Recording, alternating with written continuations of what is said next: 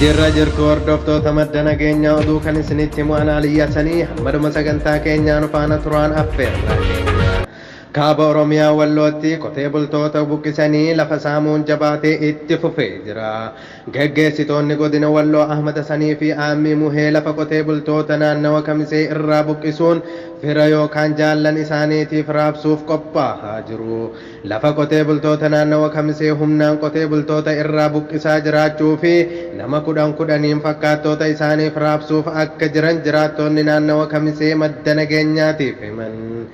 Jiraattonni naannawa Kamisee lafa keenya osoo midhaan qotannee irraa hin galchatin humnaan irraa nu kaasaa jiru jechuun himataa jiru.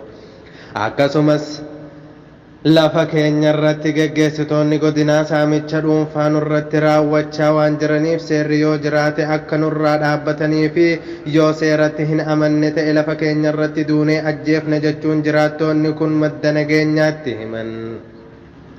Tarkaanfiin waraana bilisummaa Oromootiin fudhatamu jabaatee itti fufuun beekame. Waraanni bilisummaa Oromoo zoonii lixaa godina Wallaggaa Bahaa Onanuun Qumbaa Araddaa Adareetti waraana mootummaa 200 ol ta'uun sakatta'aa waboof bahan irratti haxxee hidhuun haleellaa raawwateen loltoota kunneen guutummaa guutuutti dhabamsiisuu beeksisee jira. Waraanni bilisummaa Oromoo zoonii kibbaa Cibraan Soddombooroo lola walitti fufaa guyyaa 8tiif gaggeessaa jiruun waraana mootummaa hedduu ajjeesuu madeessuu fi meeshaalee waraanaa hedduu booji'uun dhaga'amaa jira. Akka maddeen qabatamoon gama kibbaatii odeeffannetti lola guyyoottan kanaaf gaggeeffamaa jiruun meeshaan waraanaa loltoota mootummaa irraa hiikame yoo xiqqaate waraana bilisummaa Oromoo buttaa tokko hidhachiisuu akka danda'u dubbatu.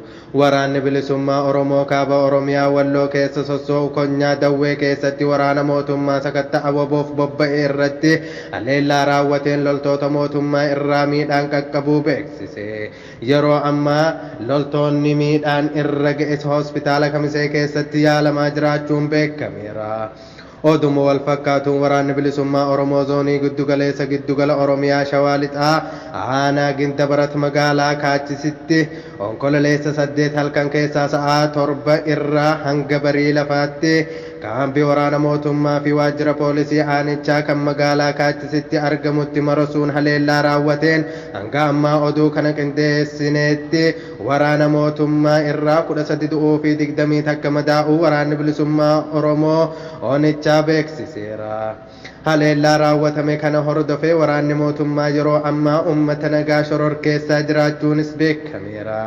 Akka namoonni itti dhiyeenyaan keessa beekan dubbataa jiranitti waraanni Abiy Ahmed ittiin uummata Oromoo dararuuf gara Oromiyaatti bobbaase 37 waggoottan 3 kana keessatti dachii Oromiyaa irratti ajjeefamuudha kan odeeffamaa jiru. Waraanni bilisummaa Oromoo Oromiyaa bakkoota garaa garaatti waraana mootummaa Itoophiyaa irratti raawwachaa jiraachuu beeksisaa turuun isaanii yaadatama. Loltoonni naannoo Tigraay TDF lola cimaa naannoo Amaaraatti gaggeessiteen eegaa Gondor seentee booda loltoonni biltsiginnaa rifaatuu hamaa keessa galuun lola lafaatii xiyyaaraatiin qiyaamaa walitti buusaa akka jiran miidiyaaleen garaagaraa gabaasaa jiru. TDF eega naannoo Affaariin loltoota ishee yeroof of duuba deebistee humna ishee jabeeffattee booda humna cimaan naannoo Amaaraa irra goruun naannoo Gondor keessatti eega yeroo dheeraaf lola gaggeessitee booda guyyaa kaleessaa kan Gondor seente yoo ta'u meeshaalee hedduu booji'uun kan barbadeessitee jirti. Egaa hordoftoota keenya oduulee biyya keessaa kan hanga ammaa daawwattanidha. Oduu biyya alaa akka itti aanutti isiniif dhiyaata. Oduu maddeen alaa irraa arganneen paarlaamaan Awurooppaa haalli namoomaa kaaba Itoophiyaa hanga dhuma ji'a kanaatti wayyaa'u yoo ta'e qoqqobbii kaa'uufi. Miseensonni paarlaamaa Awurooppaa yaa'ii kamisa gaggeessaniin waraana Tigraayin walqabatee yaada murtee riisooluushin dhiyaate sagalee caalmaan raggaasisan.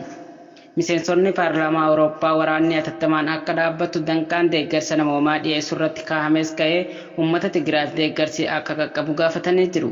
Hanga dhuma ji'a faranjootaa kanatti dhiyeessii deeggarsa namoomaa wajjin walqabatee jijjiiramni guddaan tokko yoo dhufuu baate aangawoota Itoophiyaa, Eertiraa fi TPLF irratti qoqqobbiin akka kaa'amus yaaddi dhiyaatee jira.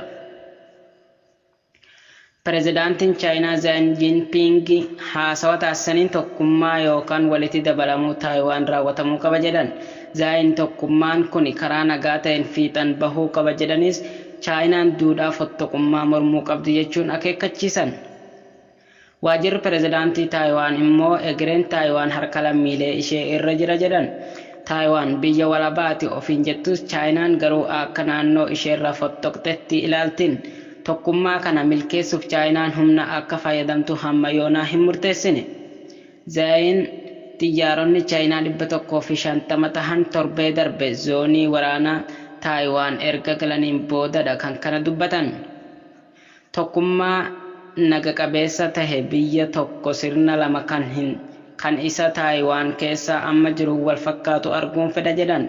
Fottoquun Taayiwaan tokkummaa biyyaa milkeessuuf gufuu isa guddaa fi ajandaa dhokataa haaromsa keenyaaf balaa qabuudha jedhan ta'in. Tigraayitti qaala'insi gatii meeshaalee bu'uuraa hammaate. Dhaabbata biyyoota gamtoomanitti waajjirri deeggarsa namoomaa qindeessu OCHAn walakkeessa waxabajjiirraa kaasee Tigraayitti gatiin dhiyeessii meeshaalee bu'uuraa garmalee qaalaa'uu ibse. Waajjirichi akka beeksisetti naannoo Tigraayitti dawaa fi meeshaaleen wal'aansaa hanqachuun rakkisaa ta'e. Kanatti dabaluun hospitaala Haayideritti daa'ima tokko dabalatee namoonni 18 kaatii taraa heemodilaayisisii dhabuun du'uu isaanii gabaasni OCHA ibse. Gabaasni waajjirichaa akka agarsiisutti shireetii gatiin boba'aa parsantii 2,300 kan dabale yoo ta'u, Maqalee fi magaalota birootti hanqinni meeshaalee bu'uuraa mudatee jira. Gatiin nyaataa fi meeshaaleen bu'uuraa jiraattota qoraa jira. Namoonni hojii hin qabnee fi humna hin qabne waa bitachuu dadhabaa jiru jedha dhaabbatichi.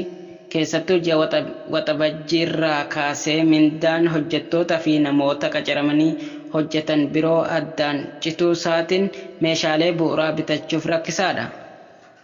Baankonni maallaqa gahaa dhabuu fi dhaabbileen gargaarsaa hojjettootaaf mindaa ji'aa akka hin kennine OCHAn beeksisee jira.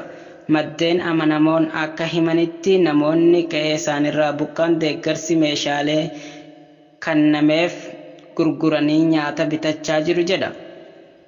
Egaa kabajamtootaaf daawwattoota keenya oduun har'aaf qabanne kana fakkaata. Oduu isinitti himuun kan isin faana ture Anumar Sabaati. Gama ogummaa teeknikaa fi editariin kan faana ture Mu'ee Callaa. Horaa bulaa deebana.